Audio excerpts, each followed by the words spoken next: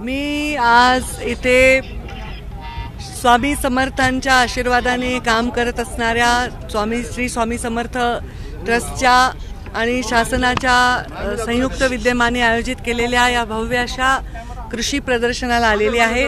मला स्वतः आबासाहेबांनी यासाठी निमंत्रित केलं होतं। आमच्या आमदार सीमाताई पण आल्या होत्या मंत्रालयामध्ये आणि मी म्हटलं मी 9 तारखेला येऊ शकेन। मी आज त्या शब्दानुसार इथे आलेली आहे। अगदी वेळेवर मी पोहोचले, फार माहिती घेतली, बऱ्याचशा स्टॉल्सनाही भेट दिली आणि छान कार्यक्रम झाला। जे वेगवेगळे उपाययोजना ते करत आहेत, पर्यावरणाशी संबंधित आहेत, पशुसंवर्धनाशी संबंधित आहेत, अशा उपाययोजना नक्कीच आम्ही रेप्लिकेट करणार। काही उपाययोजना ज्या आम्ही करू इच्छितो त्याच्यामध्ये आम्हाला अशा संस्थांची NGOsची इनपुट्स लागतील, त्यांची मदत लागतील। त्याच्यासाठी पण मी त्यांना जाहीर मागितलं की आपण आम्हाला या सगळ्या नदी पुनर्जीवन वगैरे या ठिकाणी आम्हाला मदत करावी। तसेच मला आज त्यांची एक संकल्पना खूप आवडली। सत्कार करत असताना त्यांनी बुके दिलं नाही किंवा रोप दिले नाही, तर त्यांनी एक बियांची छोटीशी पोटली आम्हाला दिली।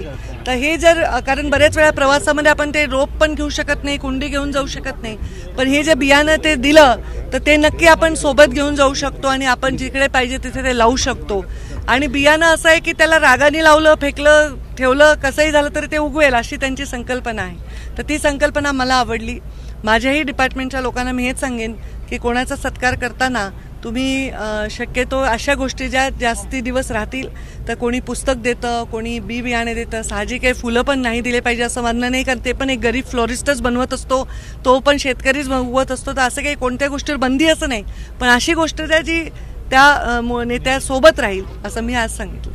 तुम्ही मित्रांच्या POPच्या गणेश मूर्ती आहे त्या विसर्जन न करू दिल्याने मुंबईतील गणेशोत्सव मंडळामध्ये मूर्तीकारांमध्ये संताप आहे, काय सांगाल महत्त्वाचा तो विषय? ह्याच्यामध्ये आम्ही शासनाच्या स्तरावर बैठक नक्कीच घेतलेली आहे आणि त्या बैठकीबद्दल आम्ही विधी व न्याय विभागाला मार्गदर्शन मागितलेलं आहे। कोर्टाचा एक निर्णय आहे आणि कोर्टाच्या निर्णयाच्या बद्दल आम्हाला अजून स्पष्टता हवी आहे, त्याबद्दल विधी व न्याय विभाग आम्हाला स्पष्टता करणार आहे। संतोष देशमुख हत्या प्रकरणाला आज मात्र कुटुंब अजून देखील न्यायाच्या प्रतीक्षेत आहे।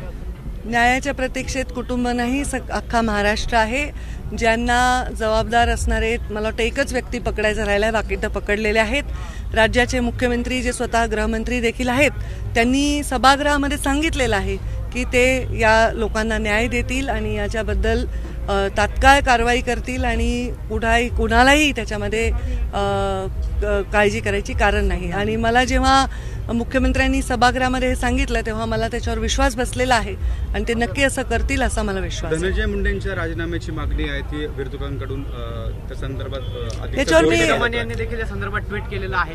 हे पहा, एवढे पुरावे दिले तरी राजीनामा का नाही, आज तरी राजीनामा होणार का असं धवनी विचारताय? अजून काही 1-2 प्रश्न आहेत का ह्याच्यावर? मी एकदाच उत्तर देते।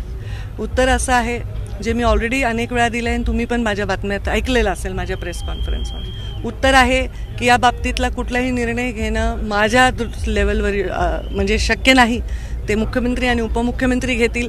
त्यांना असं वाटलं की तसं घेणं आवश्यक आहे तर ते घेतील, तसं आवश्यक अजून वाटलं नसेल म्हणून त्यांनी घेतला नसेल, ह्याच्यावरचं जे काही मांडणं आहे तेच मांडू शकते। ताई, सुरेश धस म्हणताय की बीडमधला कार्यक्रम हा शासकीय कार्यक्रम होता, त्यामुळे पंकज त्यांचा त्या ठिकाणी मी सत्कार केला, आमच्यातलं राजकीय वैर संपलेलं नाही, ते कायम असणार आहे। मला काही वैर आहे असं माहीतही नाही आणि हे तुम्ही जे म्हणताय तुमचं बोलणं खरं धरून मी याच्यावरची टिप्पणी करणं उचित नाही। 2 महिन्यानंतर देखील अद्याप कृष्ण आंधळे बोलले ना, मी त्याच्यावर उत्तर दिलं ना, विस्तृत दिलं उत्तर। नाही, मी इशारा नाही दिलाय। जे परवानगी घेतात त्यांच्यासाठी आम्ही काही ग्रीन एनर्जीवर जास्तीत जास्त फोकस करण्याचा आग्रह नक्कीच धरणार आहोत।